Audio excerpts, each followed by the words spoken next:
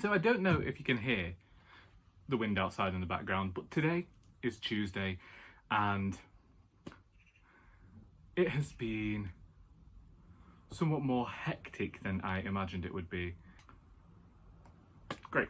So I've just seen that I've had a message from work, which has already just, yeah, whatever. So basically, we can't bank in Poynton because there isn't a bank, so we have to use the post office. The post office is only accepting 2 days worth of banking. We've got 4 because of staff shortages and not being able to get up there.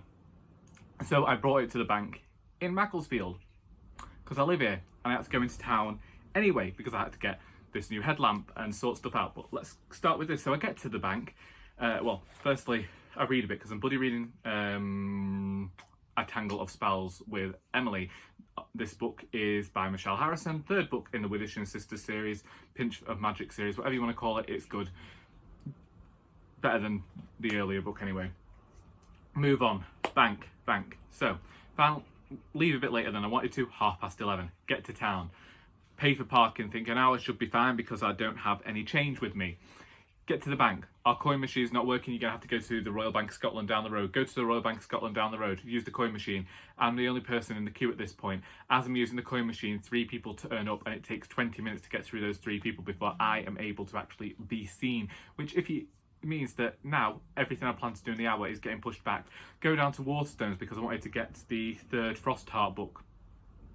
And then I asked them whether I could return these books I'd had off the internet because they'd all arrived damaged. And looking at them now, I have to say I kind of understand what people mean about me being incredibly particular about books, because the man at Waterstones looked like I was his weirdest customer. Like nobody was as particular as me about books. I was having to point out the minuscule flaws that I could see that told me that he was trying to sell me back the copies I already owned.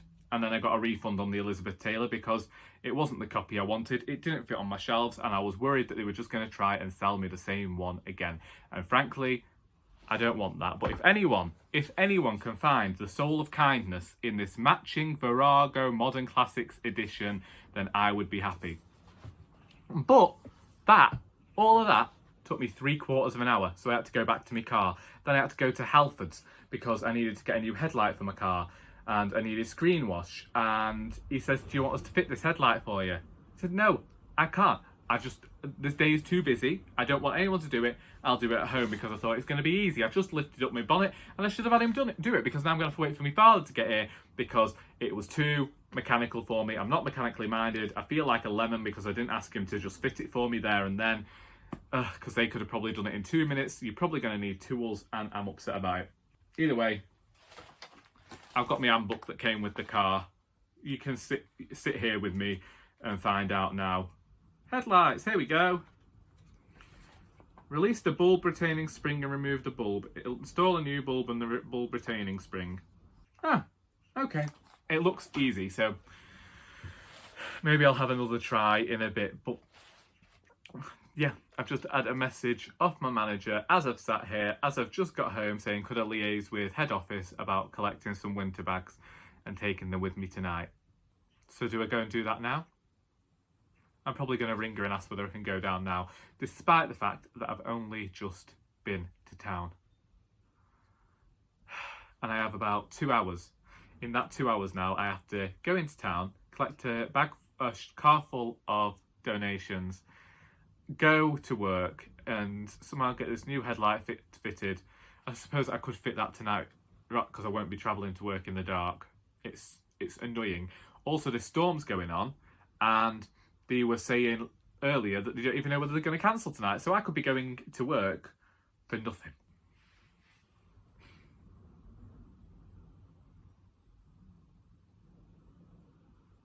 I just feel so stressed right now.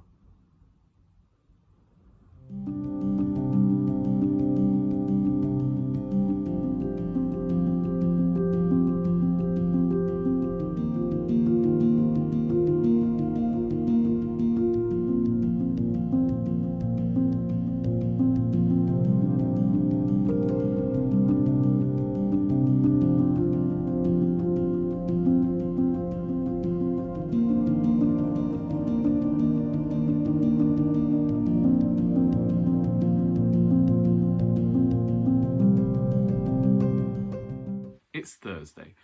And originally I had planned to go into town with my mother today and do some shopping for that date that is only 2 weeks away, for I have bought 2 people presents in my family. But as with all things in life, I'm incredibly lackadaisical. After I spoke to you on Tuesday, I went into work only to realise I didn't have our banking book with me, which has turned into an entire saga because I now can't find the bag which has our banking in. Luckily, the banking's been done, so it's just got the paying in book in, but I need the slips for work. So that's not good. And I'm now messaging various places around town trying to find out if it might be there. Christmas Fest, because of the storm, they cancelled all of the stalls, so it was just the shops that remained open. And I think that did put a dampener on things, because although the town was full, people really enjoy the experience usually of being able to gather about and go to all these stalls. And I think as well, people are still wary because of everything going on in the world. So it wasn't, well, people didn't want to go out into the cold, into a storm, basically. That's all I can say.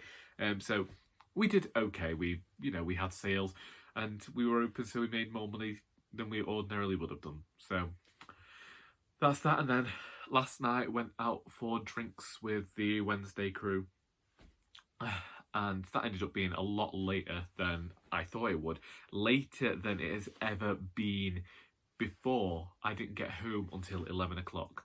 And so that was fun. Alas, I was not inebriated. It's one of those things where now that I seem to have recognised a limit, I don't really have any interest in going past that. I'm not really a human being who is fond of the sensation of being a certain type of way.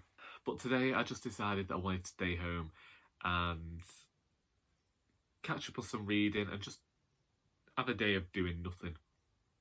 I just feel like I want it and I need it before work tomorrow and Saturday, because, it's just the period of the year we're in can be unutterably busy, and so I just want to have a day to myself. So I've caught up with Nigel Slater's The Christmas Chronicles, which today it was reading about Christmas cards and Lebkuchen. We all know Lebkuchen is one of my favourite things. Indeed, I'm planning on buying myself some rather expensive stuff for Christmas, because I don't know whether anyone else does this, but I feel some guilt over asking people to buy me certain things that I deem too expensive. So instead I've decided to buy it myself. But tomorrow we're getting the chapter about the Christmas tree, and I'm rather fond of that, so I'm looking forward to that tomorrow. Emily and I are reading A Tangle of Spells by Michelle Harrison, and we are both enjoying it. It is very creepy in tone, which isn't something that I think we've necessarily seen before. I think there have been touches of it, but this time Michelle Harrison has gone even further, and I appreciate that. Again, we've got some of this stuff, as I mentioned, with A Sprinkle of Sorcery last week, where there is mention of a deformity and an illness. So I'm going to see how that goes, because I don't know at this moment whether the character being portrayed as a villain by this village is actually a villain, or whether there's going to be a twist on that. So we'll see how that goes as well. And then, of course, the Agatha Christie that I'm reading for another vlog. So you'll have to go over there to watch that when I eventually get through these Agatha Christies. I only have this one, which is Elephants Can Remember, and Miss Marple's Final Cases to read, and then that video will be all set to be unleashed upon the world. But that's me for now. Hopefully somebody locates my banking book, because I quite like having a job, and this might be one of those big misdemeanors, and I don't like the idea of that. So yeah, I'll be seeing thee tomorrow.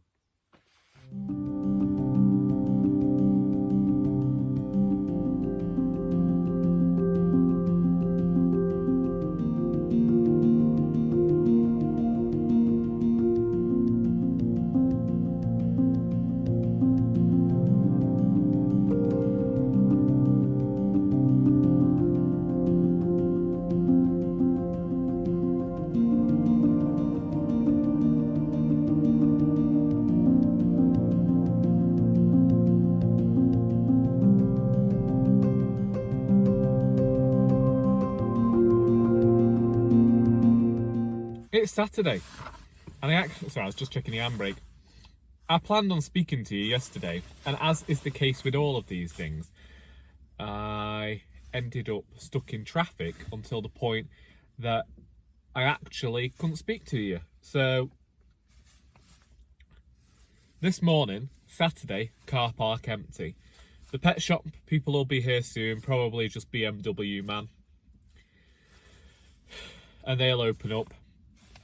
But the officers don't come in today, which should mean I actually get a tiny bit of time to talk, but also it was easy to get into my space because the car park's free. Unlike yesterday when I arrived, and because of traffic, I was that late. So after drinks on Wednesday night, going home, there were a few floods. They'd closed part of the dual carriageway because that was all flooded. And so yesterday morning, we were still feeling the effects of that, meaning that other vehicles that wouldn't be on that part of the road because they've been going through a diversion had to all be on that road at the same time to get to work, so it took me longer to get here. So much so that I actually finished reading A Night Watch by Terry Pratchett, which I forgot to tell you I was listening to. So I started listening to this back in September when we went to Bakewell, but unfortunately it has a plot device that I don't like. And it doesn't mean that this is a bad book, because quite honestly, there is a lot in this book that I did like, such as the discussions that Terry Pratchett has about class, the philosophy, the politics, the discussions about police, getting to see just how Vimes developed his philosophy of life was great. But that's also the thing that I don't usually care for with these types of books. I have never been one to like the types of books where they go back in time to their own life and they end up discovering that they are a person who was important to them in their past. I don't know why, I've just never liked that. And so when this plot device was used, I didn't have any inclination at all to go and read this one. So while I'm listening to it anyway, then I lost my headphones at some point, so I couldn't listen to it. And then we're in Vlogmas. Victober happened, and I was listening to Victorian books then. I never told you about DNFing Bleak House for now, but maybe I'll talk about it in another video at some point. But otherwise, The Night Watch, part of me thinks that this is actually my favourite night watch book. My favourite city watch book, I should say, because it manages to have Terry Pratchett's humour, but also tackles some very big issues, some big themes, and it goes dark. And I thought that the blend of pathos and comedy was done incredibly well here, and that the discussions that were had were quite meaningful, especially when we take into the context of the time in which this book was released. However, that there is that other part of the more judgmental Charlie who thinks, well, you've given other books lesser rating, so is it that I don't care for this plot device, which I don't think I do, or is it that I need this plot device, like every other plot device, to be utilised well in order to enjoy it? I don't know, but that is that one. And I finished a Tangle of Spells on Thursday. Emily and I were reading this together, and she sent me a message on Thursday afternoon. I was woefully behind at this point, by the way, because we started reading it on Monday, and Monday I was in work. Tuesday we had the Christmas fest here, and well, I've talked about it all here, so I was behind.